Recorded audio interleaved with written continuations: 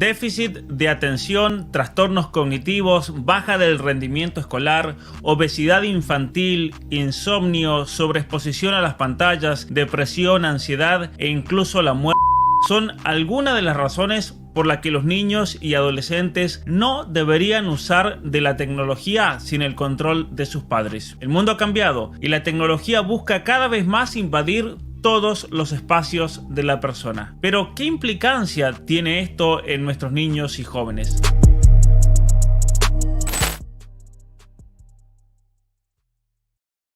Hasta los 25 años, el cerebro está en una etapa de desarrollo y activación de todas sus funciones. Incluso dependiendo de la persona, esto puede llegar hasta los 30 años. Hoy en día, cada vez son más los niños que desde una temprana edad, desde los 2 o 3 años, ya están frente a una pantalla cotidianamente. También hay niños que a los 8 años ya tienen su propio celular inteligente. Imaginémonos las consecuencias de todo esto. Un estudio del año 2019 titulado El cerebro online, cómo el Internet puede estar cambiando nuestros aspectos cognitivos, demostró que el Internet y las redes sociales son los responsables de producir cambios en 3 áreas del cerebro. Primero, en nuestra capacidad de prestar atención, ya que el flujo de información hace que nuestra atención se divida en múltiples fuentes de información y esto disminuye la capacidad de atención sostenida. En segundo lugar, el Internet y las redes sociales afectan los procesos de nuestra memoria, ya que la gran cantidad de información cambia la forma en que recuperamos, almacenamos y valoramos el conocimiento, y eso afecta a la larga esa capacidad de recordar cosas. Y en tercer lugar, el Internet y las redes sociales están afectando la cognición social, es decir, las relaciones virtuales inciden en la forma en que nos relacionamos en el mundo real, perjudicando nuestros procesos de socialización y autoestima. Estos cambios traen como resultado generaciones menos inteligentes y con un mayor fracaso escolar, como lo han demostrado los resultados de PISA a nivel mundial, que ha sido un fracaso masivo la educación en absolutamente todos los países. El Internet es el responsable de reducir la capacidad de prestar atención, de alterar la memoria y hacer desaparecer la lectura y observación crítica y cambiar la forma en que interactuamos con otras personas y el mundo que nos rodea.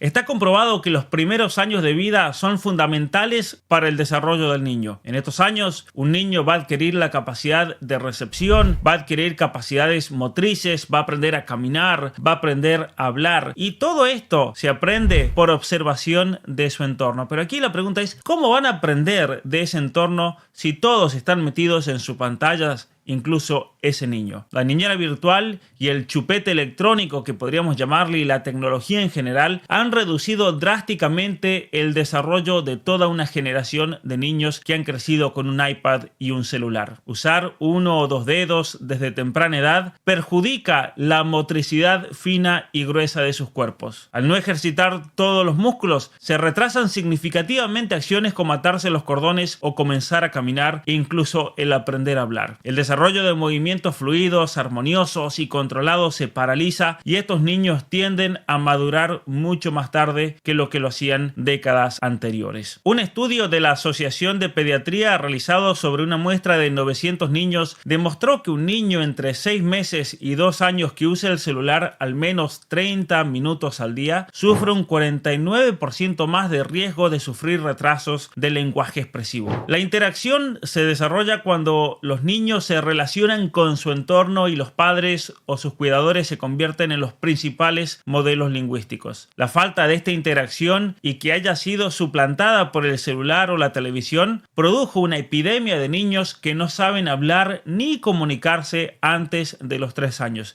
Incluso es peor, ¿cuántos adolescentes conocemos que ya con 16 o 17 años no se saben dirigir hacia otras personas? ¿Por qué? Porque nunca aprendieron, ya que se la pasaron todo el tiempo en un videojuego o en el celular.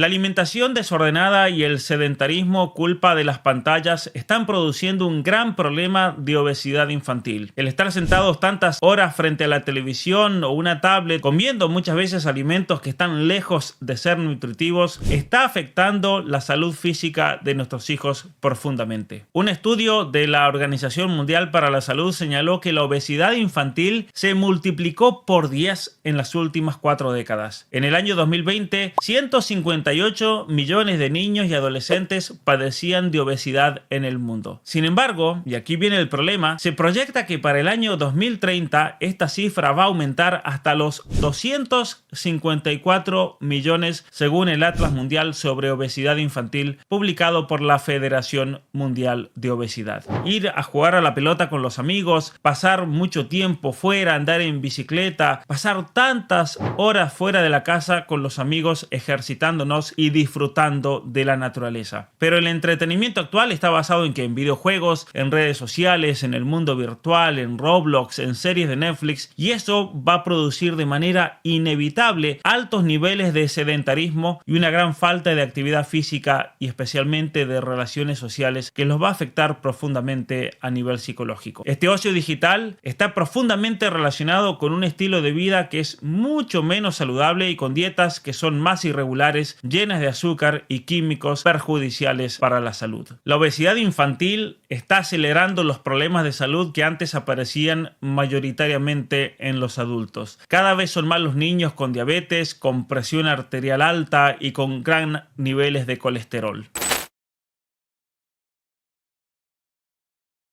En el año 2022 se hizo conocida una noticia de un joven de 15 años que asesinó a toda su familia en España porque le habían quitado el PlayStation y cortado el Wi-Fi. Aunque tal vez uno diga es un caso aislado, es sin embargo alarmante el crecimiento de conductas violentas y agresivas que se ven en niños y jóvenes por culpa de la tecnología. Y lo que estoy diciendo aquí no es que un videojuego necesariamente va a ser violento a un joven. Lo que estoy diciendo es que los videojuegos, las redes sociales, el uso indiscriminado del celular está creando conductas adictivas, y las conductas adictivas siempre traen ese elemento de violencia cuando falta aquello que me causa la adicción. Más de uno de nosotros conoce o habrá visto a algún niño hacer un berrinche a sus padres al sacarle el celular o la tablet. Esto se debe a que el uso tanto del celular como los videojuegos producen una gran cantidad de dopamina en el cerebro. Su uso sin control y reiterado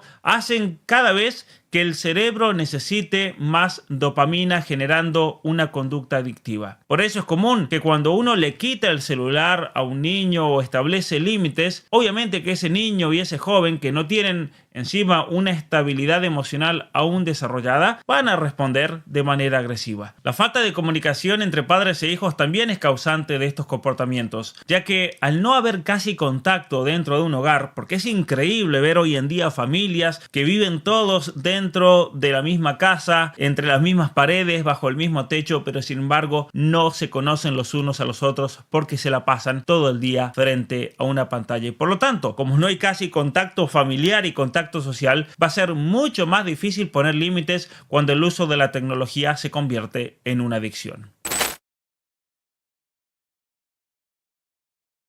Es normal que las tasas de depresión y ansiedad aumenten y disminuyan con el tiempo, pero sin embargo lo que no se ha observado jamás en la historia es que hay un punto de inflexión a partir del año 2010, sobre todo en chicas adolescentes, y relacionado con el surgimiento de las redes sociales y la masificación del celular. Es decir, han aumentado todos los problemas de salud mental desde entonces, y todos estos problemas no han tocado techo todavía. Entre el año 2009 y el 2015, un 33% más de adolescentes presentaron niveles elevados de síntomas depresivos, un 12% más notificó al menos un problema relacionado con el suicidio, y un 3% más falleció de hecho a causa de un suicidio.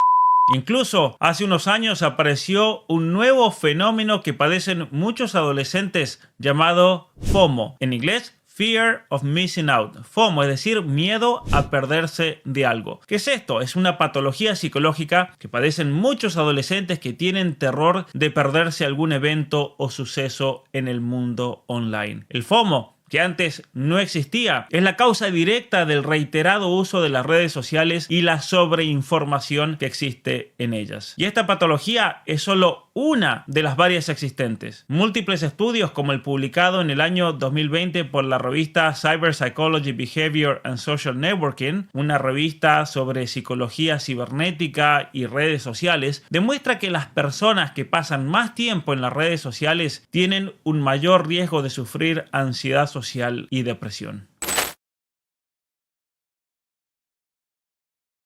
La depresión, la baja autoestima, las conductas de autolesiones y los desórdenes alimentarios, principalmente de jóvenes, están relacionados con la sobreexposición que abunda en el mundo digital y las redes sociales. Hoy en día, cuando una joven sube una foto a Instagram, por ejemplo, lo que hace es exponerse sin querer a un juicio público donde todos sus amigos y conocidos opinarán sobre ella, y especialmente otras chicas la van a condenar, y donde el qué dirán de los demás la va a perseguir como un fantasma. La búsqueda de autovalidación personal que buscan los jóvenes, acompañado de una respuesta a través de likes y de comentarios a los cuales no se tiene control, puede lograr un resultado potencialmente desastroso. Además, la sobreexposición que reina en las redes produce que los adolescentes, principalmente chicas adolescentes, se comparen cotidianamente unas con otras o con famosas cantantes o influencers. Múltiples estudios demuestran la siguiente relación: a un mayor uso de redes sociales le sigue un mayor riesgo de padecer un trastorno alimentario. No controlar el uso de las redes y la exposición de nuestros hijos, sumado a la falta de comunicación, puede hacer que su autoestima, sus sentimientos y su mundo entero se derrumbe por la falta de un like o por haber recibido un mal comentario.